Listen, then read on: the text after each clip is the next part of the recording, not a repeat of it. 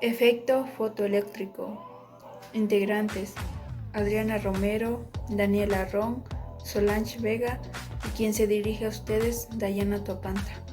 Heinrich Rudolf Hertz descubre el efecto fotoeléctrico cuando observa que al iluminar con luz ultravioleta un objeto metálico cargado pierde su carga. Sin embargo, a este descubrimiento le faltaba una explicación más contundente. Philipp Lerman, asistente de Hertz, quien amplió los estudios y logró demostrar que en un campo vacío, cuando choca luz ultravioleta sobre ciertos metales, se arrancan electrones del metal. Estos electrones se propagan y pueden ser acelerados o retardados por un campo eléctrico. De igual manera, sus trayectorias, curvas y también su velocidad pueden ser afectados por un campo magnético. En el año 1900, otro científico llamado Max Planck, al querer descifrar por qué algunos cuerpos cambian de color al calentarse, con ayuda de los avances de Lerman, descubre una constante que permite calcular la energía de la luz, pero en un artificio matemático. Solo consigue calcular la energía de la luz, pero en pequeños pulsos no continuos, a los que llamó cuantos. La constante de Planck para calcular la energía de un cuanto o fotón, que depende de la frecuencia de radiación.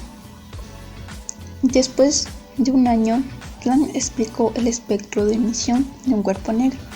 Esta llamada ley de Planck es la primera propuesta de un principio propiamente cuántico que, dicho sea de paso, fue muy criticado ya que contradecía las leyes de la física clásica, que no podía explicar estos fenómenos.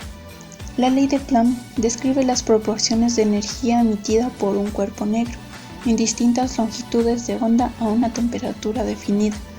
A medida que la temperatura va en aumento, el color del cuerpo cambia del rojo al amarillo y al azul. Estos cambios se describen teóricamente mediante el espectro magnético. La ley de Planck se describe matemáticamente mediante la siguiente ecuación. En el año 1905, Einstein recoge todos estos estudios y toma muy en serio la teoría de Planck, de la que el propio Planck no estaba del todo convencido. Einstein decía que un cuerpo al rojo vivo emitía una radiación que podía ser demostrable solo si la luz podía ser emitida y absorbida en paquetes discretos llamados cuantos de luz, que es de donde viene el nombre de mecánica cuántica. Einstein retoma el fenómeno fotoeléctrico para elaborar su explicación, basándose en el concepto del cuanto, de luz o fotón, y de esta manera demuestra que la ley de Planck era cierta.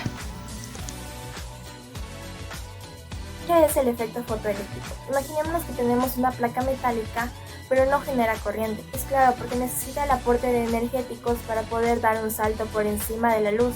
Entonces encendemos la luz y la dirigiremos directamente hacia la placa, pero no pasa nada. Esto tiene una posible explicación.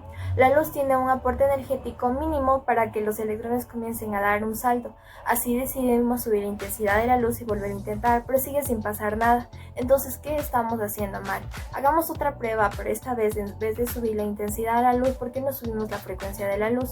Entonces la subiremos un poco hasta un rango ultravioleta y los electrones comenzarán a generar una corriente. En resumen, el efecto fotoeléctrico es un fenómeno que se produce cuando las partículas de luz impactan sobre un material y movilizan los electrones. Se trata de la emisión de electrones producidos por una determinada sustancia, en este caso el metal, cuando sobre ellas incide un mayor rango luminoso o una radiación. Para que descadene el fenómeno, la luz incida sobre el metal debido a contarlo o menos por una determinación frecuencia umbral. De nuevo, la física clásica se veía incapaz de explicar adecuadamente esta dependencia de la frecuencia y no de la intensidad, que se daba desde los experimentos en los fenómenos que eran estudiados. Entonces, sus características esenciales son: para cada sustancia hay una frecuencia mínima o umbral de la radiación electromagnética, por debajo de la cual se producen fotoelectrones por más intensos que sean la radiación. La emisión electromagnética aumenta cuando se incrementa la intensidad de radiación que incide sobre la frecuencia del metal, ya que hay más energía disponible para liberar los electrones. En los metales hay electrones que se mueven más o menos liberalmente a través de la red cristalina. En este caso, los electrones no son capaces de despegarse de los metales, a una temperatura normal, porque no tienen una energía suficiente para hacerlo. Entonces, al calentar el metal es una manera de aumentar la energía de los electrones. Los electrones evaporados se denominan termoelectrones. Este es el tipo de emisión que hay en una válvula electromagnética. Acabamos nosotros de revisar los conceptos que tienen que ver con el efecto fotoeléctrico y cuáles son sus características. Pero ahora, para una mayor comprensión del mismo, vamos a utilizar un simulador en el cual realizaremos un experimento. Aquí tenemos un simulador que nos ayudará a comprender de mejor manera cómo funciona el efecto fotoeléctrico.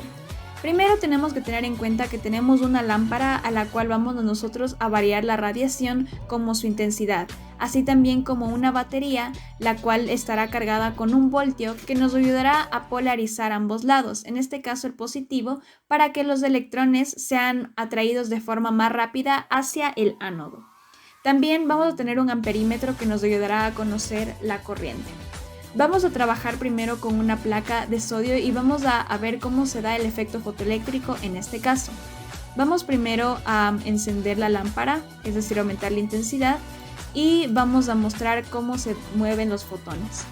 Al momento en que nosotros estamos con la radiación infrarroja no sucede nada, pero al momento en que nosotros vamos desplazándonos dentro del campo de luz visible, podemos darnos cuenta que en el color rojo no sucede nada, sino es hasta el color verde más o menos, hasta 535 nanómetros, que podemos observar que los electrones comienzan a ser desprendidos. Es decir, en este caso tendríamos la frecuencia mínima o umbral mínimo del sodio donde comienzan a los electrones a fluir. Esto se da principalmente porque los fotones que se están desprendiendo van a chocar sobre la capa de sodio y van a hacer que los electrones puedan fluir. Esto también se lo puede observar en la gráfica que tenemos en la parte derecha. Y a medida que nosotros vamos aumentando la frecuencia, la cantidad de electrones que van a salir es mucho mayor. Y así hasta que nosotros llegamos a los rayos ultravioleta.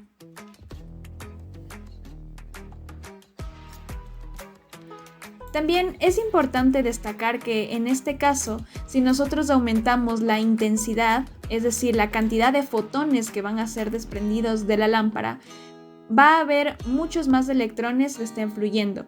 Pero mientras nosotros aumentemos la frecuencia, es decir, la radiación, lo que va a suceder en este caso es que los electrones van a fluir de manera más rápida.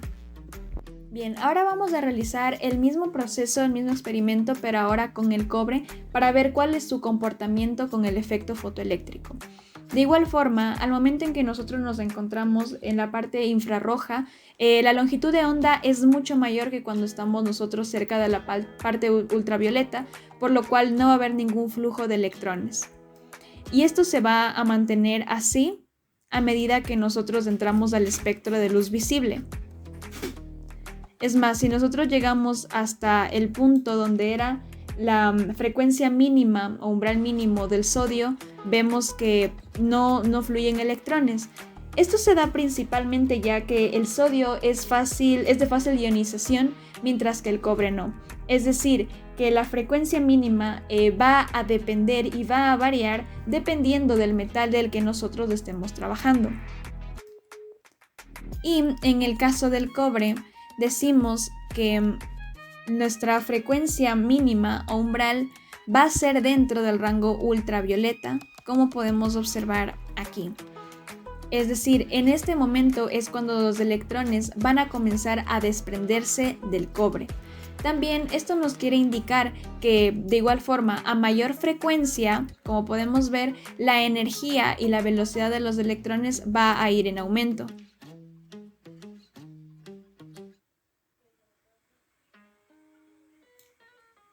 Y esto se hace evidente en la gráfica que tenemos en la derecha.